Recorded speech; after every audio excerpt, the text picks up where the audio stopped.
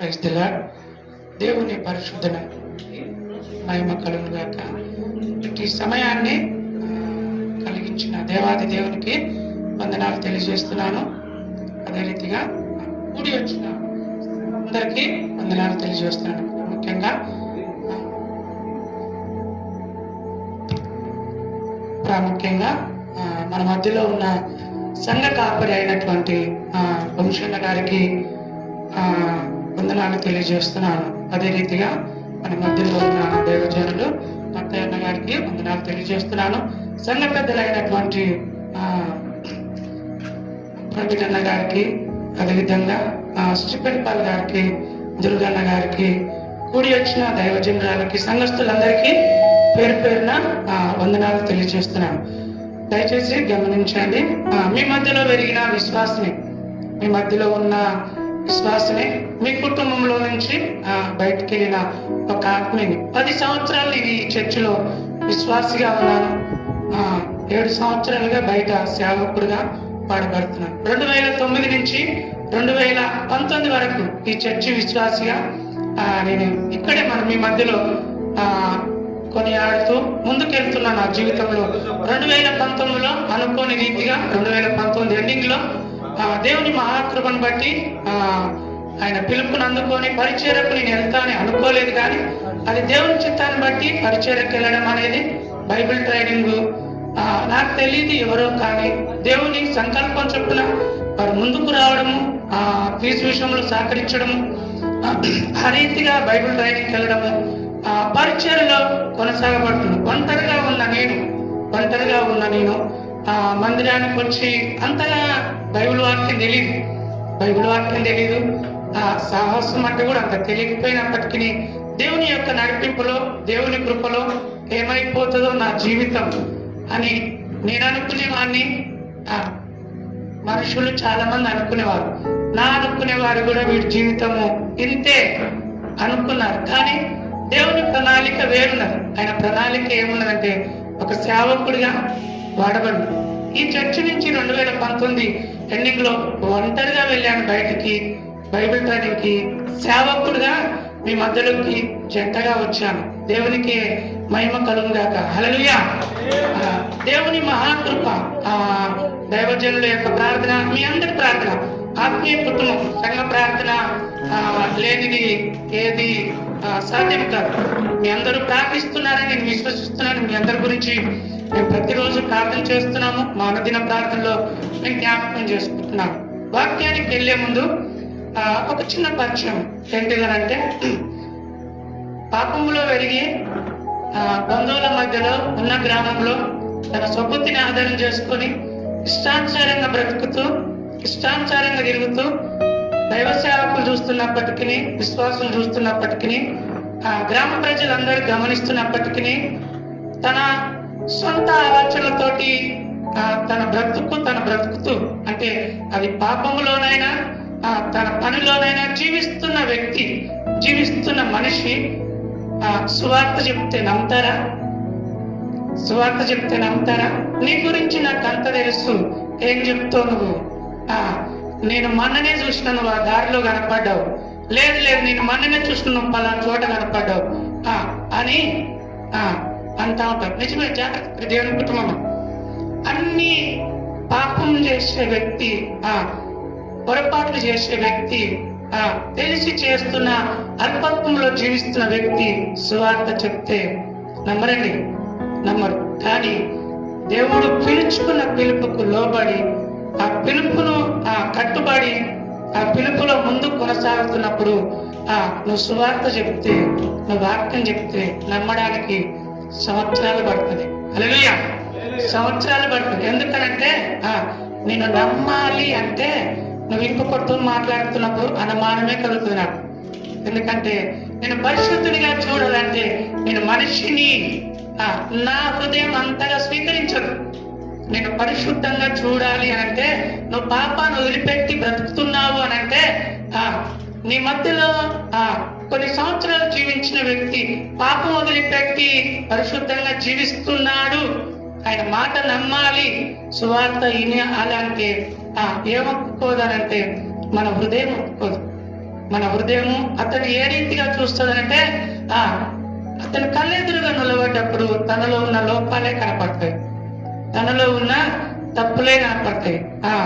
అప్పుడు అలా చేసినోడు ఇప్పుడు ఇట్లా అయిందా, అప్పుడు అట్లున్నోడు ఇష్టానుసారంగా జీవించినోడు, తన బ్రతికేంది, తన జీవితం ఏంది, తన గమ్యం మీద తెలియనోడు ఈరోజు ఇలా అయిందా అని నమ్మాలి అని అంటే అది ఆశ్చర్యానికి గురి చేస్తుంది. నిజమే, ఆశ్చర్యకరమైన దేవుడు నువ్వు నమ్మలేని నిజాలు, నువ్వు నమ్మశక్యంగాని ఆలోచనలు ఉన్నతమైన స్థితిలో స్థాయిలో ఉంచగలగ వ్యక్తి ఏకైక దేవుడు నిన్ను నన్ను ఏర్పరచుకున్న దేవుడు. హల్లెలూయా! నిన్ను నన్ను ఏర్పరచుకున్న దేవుడు. ఆయన ఏర్పాటు వేరు, మనుషుల ఆలోచనలు వేరు. ఆయన ప్రణాళిక వేరు, మనుషుల యొక్క ఊహ వేరు. మనుషులు ఎప్పుడు అదే ఊహతో ఉంటారేమో గాని ఆయన ప్రణాళిక ఒక్కసారి ఏర్పాటు చేసుకున్నాడంటే ఏ రీతిగా తను ముందుకు తీసుకెళ్తాడంటే అంచెలంచెలుగా దీవిస్తూనే ఉంటాడు, అంచెలంచెలుగా దీవిస్తూనే ఉంటాడు. జాగ్రత్త దేవుని కుటుంబం. వాక్యంలోనికి వెళ్లే ముందు నేను ఒక 3 అంశాలు ఏంటంటే, నేను వాక్యాంశం ఏంటంటే దేవుని మాట వింటే నీకు దీవెన. అంశం పేరు ఏంటంటే దేవుని మాట వింటే నీకు దీవెన.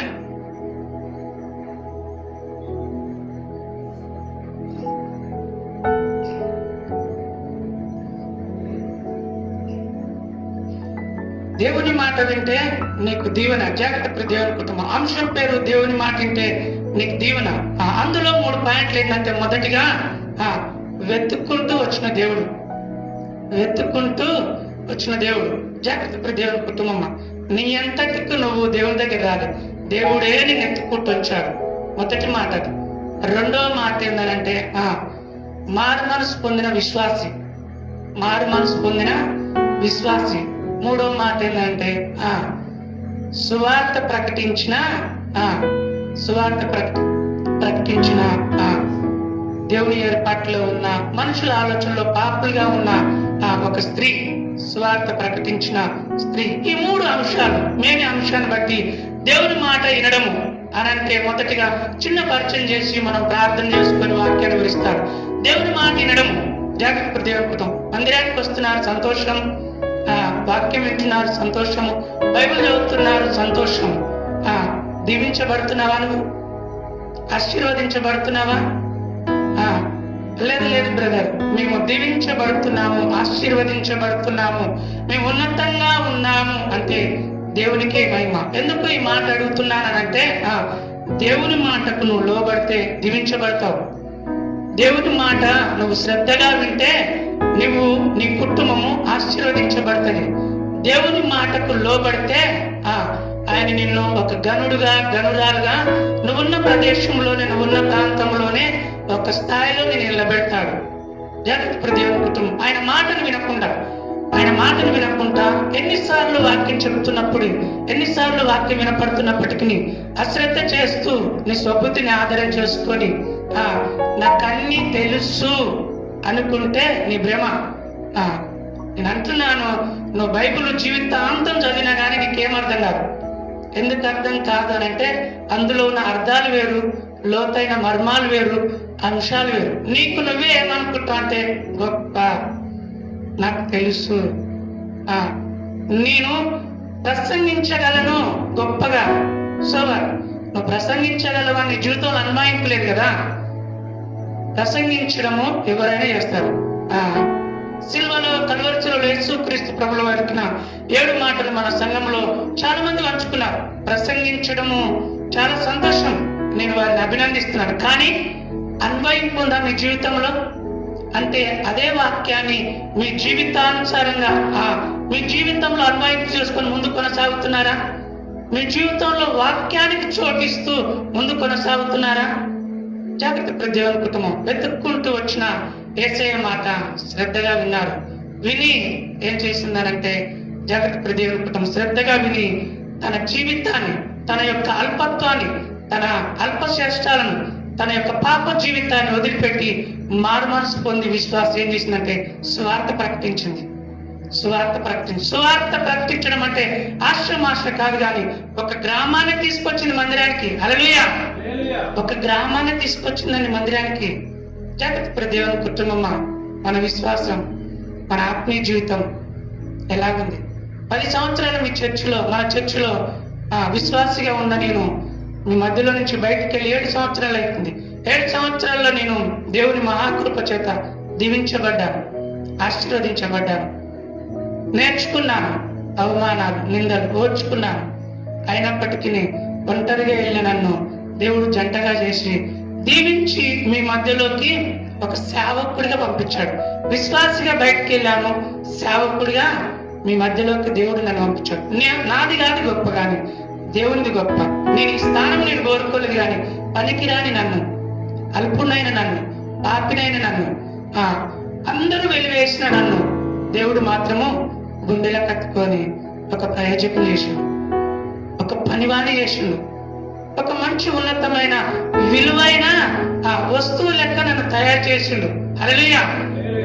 నేను ఈ మాటలు ఎందుకు చెప్తున్నానంటే ఈ రోజు మనము చర్చించబోయే అంశము నా జీవితానికి కూడా చాలా దగ్గర సంబంధం ఉంటుంది. పనికిరాని ఆమెకు కూడా దేవుడు సువార్త ప్రకటించాడు. ప్రకటించిన వెంటనే తన జీవితాన్ని మార్చుకున్న వెంటనే సువార్త ప్రకటించింది. నిజమే ప్రియ దేవుని కుటుంబం. ఈ వాక్యము మనం వినే ముందు చిన్న ప్రార్థన చేసుకున్నాం. యేసయ్యా నీకు వందనాలు చెల్లిస్తున్నాను. మీరు మాట్లాడితే దీవెన, అందరితో మీరు మాట్లాడండి. నీ కృపలో మమ్మల్ని జ్ఞాపకం చేసుకోమని మా ప్రభువును రక్షకుడైన యేసుక్రీస్తు నామములో ప్రార్థిస్తున్నాను తండ్రి, ఆమేన్. మరొకసారి నన్ను ప్రేమపూర్వకంగా ఆహ్వానం తెలియజేస్తున్న దైవ సేవకులు పాస్టర్ వంశన్న గారికి, సంఘ పెద్దలైనటువంటి సంఘస్థులందరికీ, కుటుంబం, ఆత్మీయ కుటుంబం అందరికీ పేరు పేరున వందనాలు తెలియజేస్తున్నాను. హల్లెలూయా. పిలిచిన దేవుడు నమ్మకస్తుడు. జాగ్రత్త దేవుని కుటుంబం. నన్ను మాత్రమే కాదండి, మిమ్మల్ని కూడా పిలుచుకున్నాడు దేవుడు, మిమ్మల్ని కూడా పిలుచుకున్నాడు. పాస్టర్ గారు ఒక్కరు పని చేస్తే పరిచర్య సాగదు, కానీ సంఘమంతా కలిసి పని చేస్తే పరిచర్య సాగింది. ఓకే, నేను వాక్యాన్ని వివరించే ముందు సమరయ స్త్రీ గురించి మీకేం తెలుసు? సమరయ స్త్రీ గురించి మీకు తెలిసిన మాటలు, స్త్రీలు మీకు తెలిసిన మాటలు, సమరయ స్త్రీ గురించి మీకేం తెలుసు? తెలిసిన వారు ఎవరైనా ఒక మాట, 2 మాటలు సమరయ స్త్రీ గురించి ఏం తెలుసు? ఓకే, సంతోషం. మన మధ్యలో ఉన్న బ్రదర్స్, అయ్యా సమరయ స్త్రీ గురించి ఏం తెలుసు?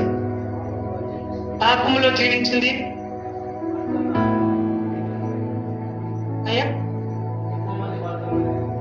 ఓకే, ఎక్కువ మందిని మార్చగలిగింది.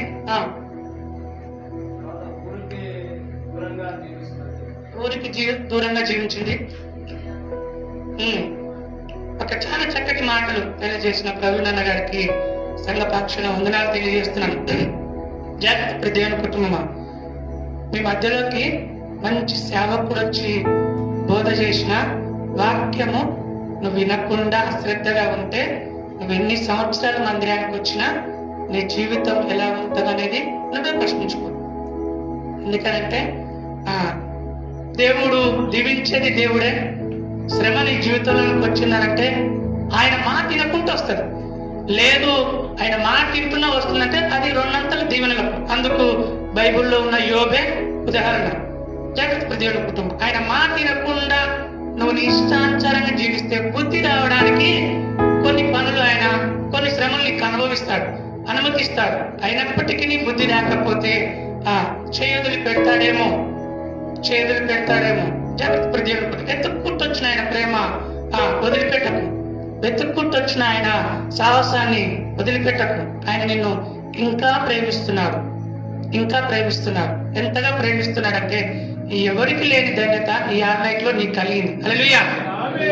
ఎవరికి లేని ధన్యత ఈ ఆర్నైట్లో నీకు కలిగింది. ఏ విధంగానంటే నీకు కొన్ని మాటలు తెలియజేద్దాము, నీతో మాట్లాడదామని, నీతో ఆయనకున్న సంబంధాన్ని తెలియజేద్దామని ఆయన వెతుక్కుంటూ ఈ రోజు వాక్యం ద్వారా మీతో మాట్లాడాలని ఆశపడుతున్నాడు. యోహాను సువార్త 4వ అధ్యాయం మనం గమనించినట్లయితే, యోహాను సువార్త 4వ అధ్యాయం దయచేసి గమనించండి. 4వ అధ్యాయం 1 నుంచి నేను చెప్తాను. 1 నుంచి మనము ఒక 5 వచనాలు చూసుకున్నట్లయితే అందులో ఏముంటది అని అంటే మనకు సమయం లేదు, ఒక 20 నిమిషాలు, ఆల్రెడీ 10 నిమిషాలు అయిపోయింది. అయితే మీకు అందరికి తెలిసిన వాక్యం ఏముంటది అక్కడ అంటే, యేసుక్రీస్తు ప్రభుల వారు ఒక ప్రాంతానికి వెళ్ళాలి. ఏ ప్రాంతానికి అనేది మీకు ఏమైనా తెలుసా? యేసుక్రీస్తు ప్రభుల వారు ఒక ప్రాంతం నుంచి ఇంకొక ప్రాంతానికి వెళ్తున్నారు. అమ్మా అర్థం కాదు, చెప్పండి గట్టిగా, తక్కువ రైట్ చెప్పండి, తక్కువ రైట్ ఏదో. ఆయన ఏ ప్రాంతం నుంచి ఏ ప్రాంతానికి వెళ్ళాలంటే, ఆయన ప్రారంభించిన ప్రాంతము బయటకు వెళ్ళడానికి యూదా దేశం నుండి ఆ గమ్యస్థానము గలిలే ప్రాంతానికి వెళ్ళాలి. యూదా దేశం నుండి గలిలే ప్రాంతానికి వెళ్ళడం. మార్గం మధ్యలో ఏముందంటే సుకార్ అనే ఊరుంది.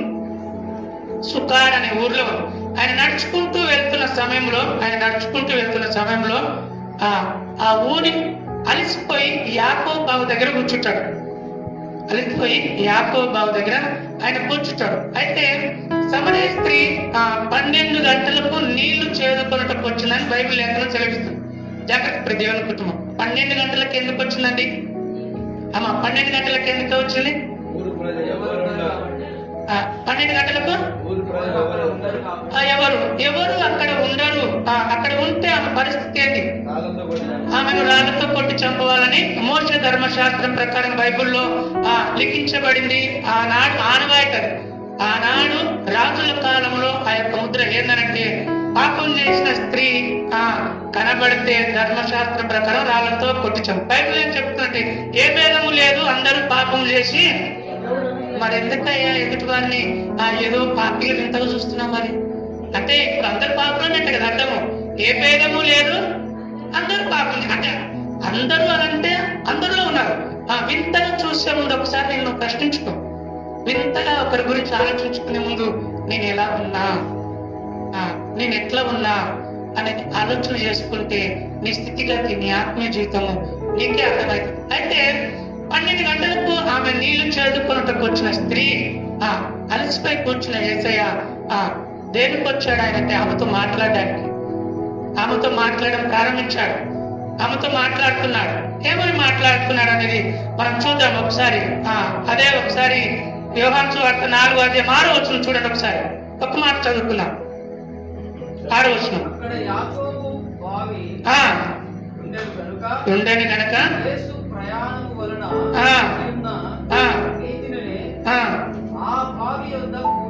కూర్చోండిను. 12 గంటలు ఆయన. అప్పటికి ఇంచుమించు 12 గంటలు. ఆ 12 గంటలు అయిన తర్వాత నీళ్లు చేదుకోవడానికి ఒక స్త్రీ ఒకటే వచ్చిందని అక్కడ 7వ వచనంలో ఉంది. ఆ నీళ్లు చేదుకోవడానికి వచ్చిన స్త్రీ ఆయన అడుగుతాడు, యేసుప్రభు, అమ్మా నాకు దాహం అవుతుంది, కొన్ని మంచి నీళ్ళు ఇస్తావా అని అడుగుతాడు.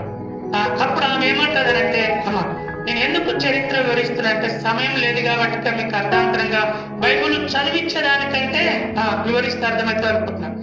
నేనేమంటున్నానంటే, మీరు బైబిల్ చూస్తే ఏం అర్థం కాదు, మీరు వినండి, ఒక్క ముక్కైనా అర్థమవుతుంది. చూస్తే అర్థం కాదు, కానీ మీరు వింటే అర్థమవుతుంది. అయితే ఆ మొక్కతే నీళ్ళకు వచ్చింది. 12 గంటలకు నీళ్ళకు వచ్చిన ఆమెను యేసుప్రభు అడుగుతాడమ్మా నాకు దాహం అవుతుంది, కొన్ని నీళ్ళు ఇవ్వగలుగుతావనంటే ఆమె ఏమంటదంటే, ఏమంటదమ్మా ఎవరికైనా తెలుసా? చెప్పండి, ఏమంటదంటే, అయ్యా మీరు యూదులు సమరీలతో సాంగత్యం ఎలా మీరు తమాషా చేస్తున్నారు, ఎలా మీరు జోకాడుతున్నారయ్యా, మీరు అలా అడగకూడదు కదా మమ్మల్ని, ఎందుకు ఆ మాట అంటున్నదంటే, మేము చాలా తక్కువ వారము, మీరు యూదులు గొప్పవారు, మీరు మాతో పర్యాసం ఆడడం, సాంగత్యం ఆడము తప్పు కదా, అంటే అలా ఎలా చేస్తున్నారని ఆమె ఆయనతో మాట్లాడుతూ ఉంటారు. యేసుప్రభు అంటాడు, అమ్మా నేనెవరో నీకు తెలియదు, తెలిస్తే ఒకవేళ నువ్వు ఆ మాట అనవేమో, సాంగత్యము అనవేమో అని సమరయ స్త్రీతోటి యేసుక్రీస్తు ప్రభు వారు అంటున్నమాట. నిజమే ప్రియ దేవుని సంగమా, ఇంతకు మరి యేసుప్రభు ఎవరో నీకు తెలుసా? యేసుప్రభు ఎవరో సమరయ స్త్రీకి తెలియదు. అమ్మా నేనెవరో తెలియదు అని అంటున్నాడు.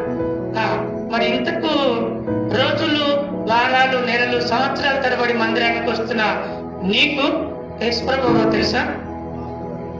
తెలిసిన యేసయ్య గురించి నువ్వు విశ్వాసపూర్వకంగా నీ కుటుంబాన్ని, నీ ఆత్మీయ జీవితాన్ని కట్టుకునే స్థితిలో ఉంటున్నావా? జాగ్రత్త. దేవునికి తెలియని ఆమెకు వెతుక్కుంటూ వచ్చిన యేసయ్య ఏం తెలియజేసినట్టు ఆయన ఎవరో తెలియజేశాడు. ఆయన ఎవరో ఏ రీతిగా తెలియజేశాడనంటే ఆమె చెప్తూ మాట్లాడుతున్నప్పుడు ఆమె అంటాది, అయ్యా 11వ వచనంలో, అప్పుడు ఆ స్త్రీ, అయ్యా ఈ బావి లోతైనది, చేదుకొనుటకు నీకేమీ లేదే, ఆ జీవము గల ఆ జీవజలము ఎలాగో నీకు దొరుకును, తానును తన కుమారును పశువులను మా బావి నీళ్లు త్రాగి మాకిచ్చిన మన తండ్రి అయిన యాకోబు కంటే నువ్వు గొప్పవాడవా అని ఆయన అడిగాడు. ఆ స్త్రీ ఆయన ప్రశ్నిస్తుంది యేసుప్రభు, అయ్యా నీ కాడ జీవజలం ఉందంటున్నావు కదా, ఆమె జీవజలం అనగానే ఈ లోకాంతరాన్ని ఆలోచిస్తుంది. ఈ బావి చాలా లోతైనది, నువ్వు చేదుకున్నట్టు నీ కాడేం లేదే, ఈ బావి మా పితరులు మాకు దోవించరు. యాకోబు గారు వారి కొడుకు ఇచ్చిన ఈ స్థలంలో వారు తోవించి వారి పశువులు వారు పరివారందరూ తాగుతూ మేము కూడా తాగుతున్నాం.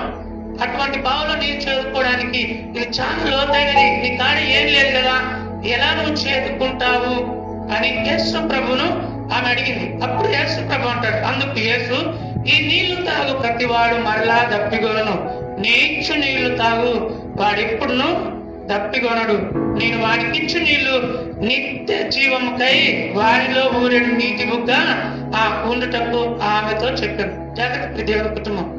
అక్కడ ఏం జరిగిందంటే ఆయన మాట వింటుంది, సంభాషణ జరుగుతుంది. యేసు ప్రభుకు సమరయ స్త్రీకి సంభాషణ జరుగుతుంది. ఆమె ఏమంటే వెళ్ళిపోలే, ఏంది నా సోది, ఇప్పుడు ఈయన ఏం చెప్తాడో ఈయన పేదలో ఈయన మాటలు ఏందో ఈయన అనుకోకుండా ఏం చేసిందంటే ఆయనతో మాట్లాడుతుంది. జాగ్రత్త దేవుని కుటుంబం. ఎదుటి వారి గురించి నీకు తెలియాలంటే ఒకటి, వారితో మంచిగా శ్రద్ధగా మాట్లాడు. వారు చెప్పేది ఏందో పూర్తిగా విను. ఇంకోటి, ఆ తర్వాత మాట్లాడు. అలా మాట్లాడకుండా, అలా శ్రద్ధగా వినకుండా, నీకు నువ్వే ఏదో ఊహించుకొని నువ్వే అన్ని తెలిసిన వాడు అనుకుంటే ఆనాడు సమరయ స్త్రీ అనుకోలేదు. నువ్వు సాంగత్యం ఆడుతున్నావు, నాతో పరిహాసం చేస్తున్నావు, జోకాడుతున్నావు అనుకుని వెళ్ళిపోలేదు. కానీ ఆయనతో మాట్లాడుతూ ఆయన సువార్త ప్రకటించడం ప్రారంభించాడు. యేసుక్రీస్తు ప్రభువారు వెతుక్కుంటూ వచ్చిన ప్రేమ ఏం చేస్తున్నంటే, అమ్మా ఇగో నేనిచ్చు నీళ్లు నిత్య జీవానికై ఉంటాయి, నువ్వెప్పుడు తప్పిగలవమ్మా, చాలా సంతోషంగా జీవంగా ఉంటావు అంటే ఆమె ఒక ఆశ కలిగింది. అయ్యా ఈ బావి చాలా లోతైనది, చాలా దూరం నుంచి వస్తున్నాను నీళ్ళు చదువుకున్నటకు, ఒకసారి నువ్వు కృప చూపయ్యా, నాకు ఆ నీళ్ళు ఇయ్యా అని ఆమె అడుగుతుంది. ఆమె అడిగినప్పుడు యేసు ప్రభు ఒక మాట అంటాడు, మీ అందరూ తెలుసు. యేసు ప్రభు ఆ మాట అంటాడు. ఏ మాట చెప్పండి ఒకసారి, ఏమంటాడు? అమ్మా ఆ నీళ్ళు అడగానే నీ భర్తను తీసుకొని రా అంటాడు. నీ భర్తను తీసుకొని రా అంటే ఆమె అంటది, అయ్యా నాకు భర్త లేడు. జాగ్రత్త దేవుని కుటుంబం. భర్త లేడు అంటే యేసుక్రీస్తు ప్రభు అంటాడు, నిజమే చెప్పినావు, నీ తప్పులు యేసయ్య సన్నిధిలో ఒప్పుకుంటున్నావా? నీ పొరపాట్లు యేసయ్య సన్నిధిలో, అయ్యా నేను పొరపాటు చేశాను, నేను తప్పు చేశాను. ఎప్పుడు నీకు తెలుస్తుంది తప్పు చేశాను, ఎప్పుడు నీకు అర్థమవుతుంది పొరపాటు చేశానంటే వాక్యం వినపడుతున్నప్పుడు నీ పొరపాటును ఒప్పుకుంటున్నావా? లేకపోతే సర్దిద్దుకొని ఈయన నా గురించి తెలుసుకొని చెప్తాలే అనుకుంటున్నావా? అది నిన్ను నువ్వే సమర్థించుకుంటున్నట్టు. ఒక ఊర్లో ఒక బాబురాయన ఉండేటోడు. అనుకోకుండా ఆయన రక్షణ పొందుకొని అదే ప్రాంతంలో పరిచర్య చేస్తుంటే ఆ బాబురాయన ఊరు వెళ్ళేసి, నువ్వు ఈ ఊరు నుంచి బయటకు వెళ్ళిపో అని వెళ్ళేస్తే ఆయన గొట్ట మీద ఇల్లు కట్టుకొని చిన్న పాక వేసుకొని పరిచర్య చేస్తున్నాడు. యేసు ప్రభువుని గురించి తెలుసుకొని, యేసు ప్రభువు నిజమైన దేవుడు, ఆయన సృష్టికర్త, ఆయన నిజమైన దేవుడు సువార్త ప్రకటిస్తున్నప్పుడు ఎవరు రక్షణలోకి వచ్చారంటే నక్క వచ్చింది రక్షణలోకి. హల్లెలూయా. ఎవరు రక్షణలోకి వచ్చారు? నక్క వచ్చింది. నక్క అయినది దేవుని మాటలు. ఆయన అడవిలో సువార్త ప్రకటిస్తుంటే నక్క అయినది రోజు మందిరానికి వచ్చింది, వాక్యం వినేది, శ్రద్ధగా వెళ్ళేది. ఆ వాక్యము మంచిగా చెప్తున్నప్పుడు వాక్యం వైపు విని, అమ్మో ఇలాగ జీవించాలా, ఇలాగ బ్రతకాలా అని తెలుసుకొని పాస్టర్ గారి దగ్గరకు వచ్చి నాకు బాప్తిసం అంటే పాస్టర్ గారు అడిగాడు, నీకేం తెలుసు అని బాప్తిసం అంటే, యేసుక్రీస్తు ప్రభు నిజ దేవుడు అని తెలుసుకున్నాను, ఆయన నేను సొంత రక్షకుని అంగీకరిస్తున్నాను, ఆయన నా పాపం కోసం నేను చచ్చిపోయాడని నేను నమ్ముతున్నాను, నాకు బాప్తిసం పాస్టర్ గారు. సరే అని బాప్తిసం ఇచ్చాను. అయితే కొన్ని రోజులు అయినాక సంఘం అభివృద్ధి అయింది. 30-60 మంది అయ్యారు. పాస్టర్ గారు అనుకోకుండా దూర ప్రాంతము వెళ్ళాల్సి వచ్చినప్పుడు ఏం చేసినట్టే, నక్క నువ్వు మొదటగా రక్షింపబడ్డావు కాబట్టి సంఘ బాధ్యత నీకు అప్పచెప్పిపోతున్నా. నేను 3 రోజులు ప్రయాణమై వస్తుంది, వచ్చే వరకు సంఘ బాధ్యతలు జాగ్రత్తగా చూసుకో అని నక్క తప్పచెప్పి ఆ సేవకుడు వెళ్ళిపోతాడు. వెళ్ళిపోయినప్పుడు ఆ నక్క సంఘాన్ని అక్కడ జాగ్రత్త చూసుకున్న సమయంలో తను వెళ్తున్న మార్గంలో చనిపోయినది తినకూడదని బైబిల్లో ఉంది కదా. అయితే ఒక జింక అక్కడ చచ్చిపోయి ఉంటే తన ప్రాణం అంతా దాని మీదనే ఉంటది. చిందునా పాస్టర్ గారు వాక్యం చెప్పి అమ్మో ఏమనుకుంటాడో, తినకపోదునా ప్రాణం చూస్తుంది అనుకోని ఏం చేసింది నక్క, ఎవ్వరు చూస్తున్నారు, పాస్టర్ గారు ఉన్నారా లేడు, సంఘస్థులు ఉన్నారు లేడు, టక్క తినేసింది. ఆదివారం వచ్చింది. పాస్టర్ గారు వాక్యం తీసుకుని కీర్తన గ్రంథం 139 అధ్యాయం చెప్తుడు, నువ్వు పండుకొనుట, లేచుట, నువ్వు కూర్చుంటుట, నువ్వేం చేసుట సమస్తం దేవుడు చెప్తున్నాడు. అబ్బా ఎవరు చెప్తుండ్రా పాస్టర్ గారికి నా గురించి, నేను ఈ మాంసం తిన్నది పాస్టర్ గారికి ఎవరో చెప్పిర్రు అని నక్క అనుకుంటుంది. 1-2 సార్లు ఆ పాస్టర్ గారు ఆ వాక్యం చెప్తూ చూస్తలేరు అనుకుంటున్నావా, చూస్తున్న దేవుడు ఉన్నాడు, గమనిస్తున్న దేవుడు ఉన్నాడు అని 1-2 సార్లు ఆ పాస్టర్ గారి వారికి నక్కలేసి పాస్టర్ గారి దగ్గర ఎవరు చెప్పారు చెప్పు నా గురించి, ఎవరు చెప్పారు చెప్పు నా గురించి నీకు అని పాస్టర్ గారు నిలదీస్తారు. ఆగు నక్క, ఏం చేసినావు, ఏమర్థమైంది నీకంటే, నువ్వు వాక్యము నన్ను కొట్టినట్టే చెప్పినావు, అసలు నీకేమర్థమైంది చెప్పు నక్క అని అంటే, ఏం అర్థమైందంటే నువ్వు లేనప్పుడు చచ్చిపోయిన చికెన్ తినదు, అది తినొద్దని బైబిల్లో ఉంది. అయితే నేను అది తిన్నది నీ కోర ఎప్పుడు చెప్పు, నువ్వు ఇవ్వాలా, నేను వండుకుంటా, నేను లేచుతా, నువ్వు ఎక్కడ పోయినా దేవుడు చూస్తున్నాడు అంటే నీ కోర చెప్పిరు అది చెప్పు నాకు అంటే, లేదు నక్క, ఇది వాక్యాన్ని నేను ఎత్తి కట్టి చెప్తున్నాను, ఒకవేళ అది పొరపాటే నువ్వు చేసింది దేవుని సన్నిధిలో మొరపెట్టు, దేవుడు క్షమిస్తాడు అని దైవ సేవకుడు చెప్పినప్పుడు నక్క మొహం చాటేసుకొని బయటకు వెళ్ళిపోయింది. జాగ్రత్త దేవుని కుటుంబం, నేను ఒక విశ్వాసిని పేరు పెట్టి అనకూడదని నేను అంటున్నా, కానీ ఒకవేళ మన జీవితం కూడా అలా ఉంటుందా, మన ఆత్మీయ జీవితం కూడా రోజులు సంవత్సరాలు గడుస్తున్నా గానీ ఇంకా దైవ సేవకుడు ఉన్నట్టుగా మారు మనసు లేకుండా ఎన్ని రోజులు జీవిస్తా కుమారుడా, వాక్యం గంధిస్తున్నా కానీ అశ్రద్ధ వహిస్తూ ఇష్టానుసారంగా జీవిస్తూ నీ సొమ్మిదిని ఆధారం చేసుకొని బ్రతుకుతూ దైవ సేవకుని ఎదురు మలుతూ నేను చేస్తున్నది కరెక్టే అనుకోవచ్చేమో.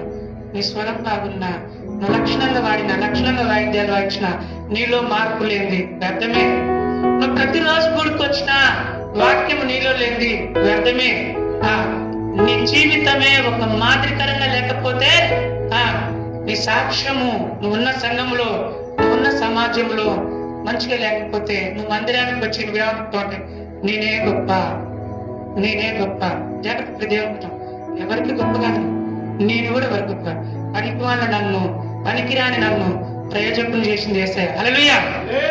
యేసయ్య మీతో వాక్యం ద్వారా చెప్పు మాట ఏంటంటే, మిమ్మల్ని కూడా ఒక ప్రయోజకులు చేయాలనుకుంటున్నాడు, ఒక పనికొచ్చే పాత్రగా చేయాలనుకుంటున్నాడు. నువ్వు చేయాల్సిన మాట ఏంటంటే, నీ తప్పులు ఒప్పుకుంటావా?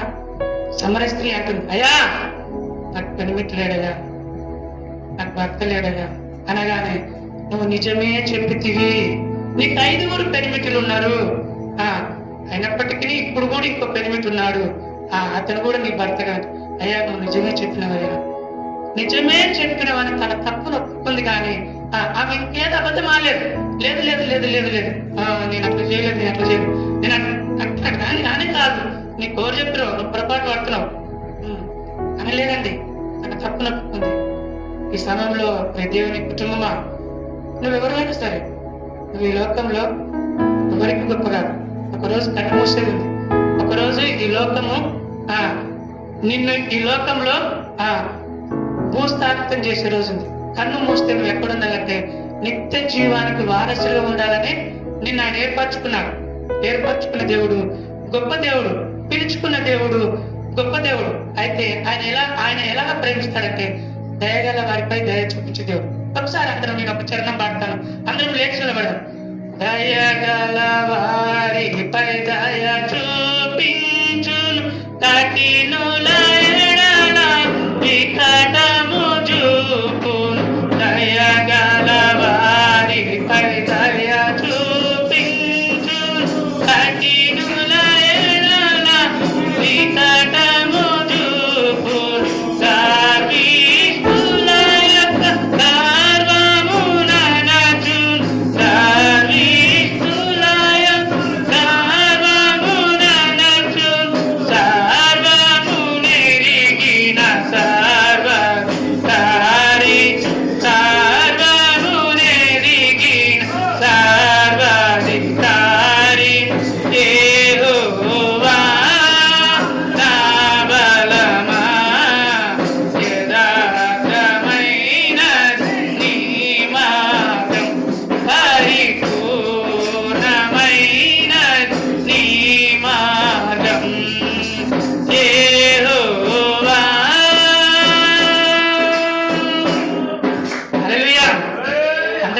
చూస్తున్నామండి. దయచేసి గమనించండి. ఆ తర్వాత ఆ స్త్రీతో మాట్లాడుతున్న సందర్భంలో ఆమె చెప్పిన తర్వాత ఆమె ఒక మాట అంటారు. ఏ రీతిగా అంటదంటే, ఆయన ఒక మాట నోరు తెచ్చి, అయ్యా నువ్వు ప్రవక్తవా ఆమె అనుకుంటది. అయ్యా నువ్వు ప్రవక్తవా నేను గ్రహిస్తున్నాను, ఒక దైవ సేవకుడు అని నేను గ్రహిస్తున్నాను. ప్రశ్న జాగ్రత్త దేవుడు. అప్పటికి మాకు యేసుక్రీస్తు ప్రభు గురించి తెలుసంటారా? యేసు ప్రభు గురించి సమరయ స్త్రీకి తెలుసంటారా? జాగ్రత్త దేవుడు తెలుసండి. సమరయ స్త్రీకి యేసు ప్రభు గురించి తెలుసు. యోహాను సువార్త ప్రకటిస్తున్న సమయంలో యేసుక్రీస్తు ప్రభు గారి గురించి విన్నది. ఆయన కోసం ఎదురు చూస్తుంది. 5 వచనాల్లో ఉంటారు, నేను చదివి వినిపిస్తాను. ఆయన కోసం ఎదురు చూసే స్త్రీ మా కోసం మెస్సయ్య వస్తాడు, మమ్మల్ని సరి చేస్తాడు, మమ్మల్ని సరి అయిన క్రమంలో నడుపుతాడని ఆమె చెప్తారు. మెస్సయ్య గురించి తెలుసు అంటే ఆమె విశ్వాసి. మొదటిగా ఏం చెప్పాడంటే, వెతుక్కుంటూ వచ్చిన యేసయ్య ఆమె అక్కడి వరకు తెలిసిందంటే ఆయన ప్రవక్త గుర్తించిన యేసయ్య.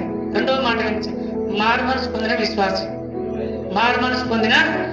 విశ్వాసి. ఆమె దేవుని గురించి తెలిసినప్పటికీ అజ్ఞానంలో జీవిస్తుంది, పాపంలో జీవిస్తుంది, తన స్వబుద్ధిని ఆధారం చేసుకొని జీవిస్తుంది. ఎవరు చూడకపోయినా నేను దొరకను, మనుషులు ఎవరు చంపరు అనుకొని జీవిస్తుంది. కానీ ప్రేమగల దేవుడు, రక్షించే దేవుడు ఏం చేశాడంటే తన మనసును మార్చాడు. హల్లెలూయా. ఏం చేశాడు? తన మనసును మార్చాడు. చూద్దాం ఒకసారి మనము 23వ వచనం ఒకసారి చూద్దాం. అయితే యథార్థముగా ఆరాధించువారు ఆత్మతోను సత్యముతోను తండ్రిని ఆరాధించు కాలం వచ్చున్నది, ఇది ఇప్పుడును వచ్చి ఉన్నది.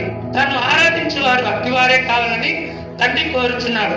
దేవుడు ఆత్మ గనక ఆయన ఆరాధించువారు ఆత్మతోను సత్యముతోను ఆరాధించువారని ఈ మాటలన్నీ యేసుక్రీస్తు ప్రభువు వారు చెప్తా ఉన్నారు.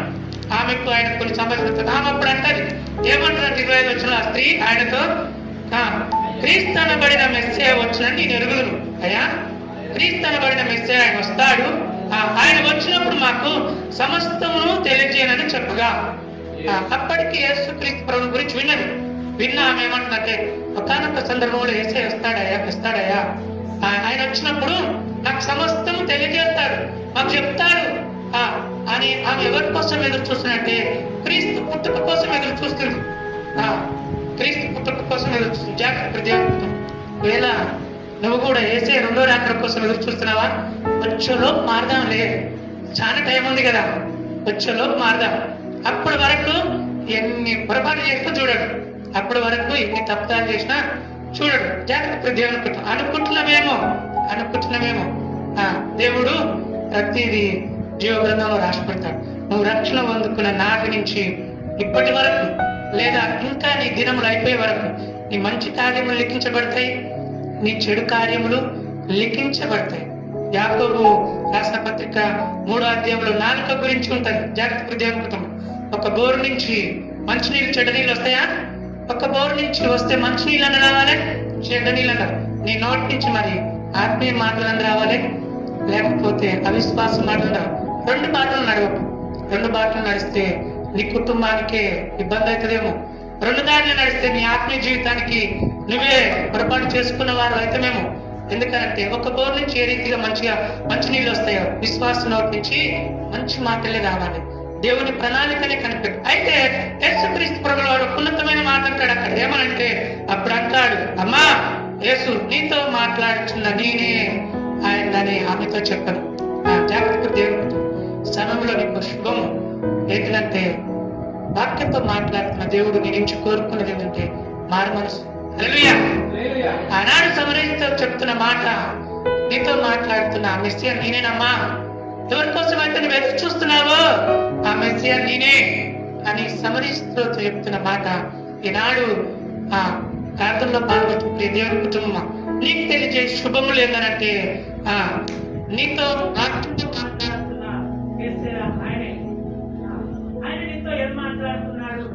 సంభాషణ చేస్తున్నాడంటే నీ జీవితాన్ని ఆయన కబలింపు.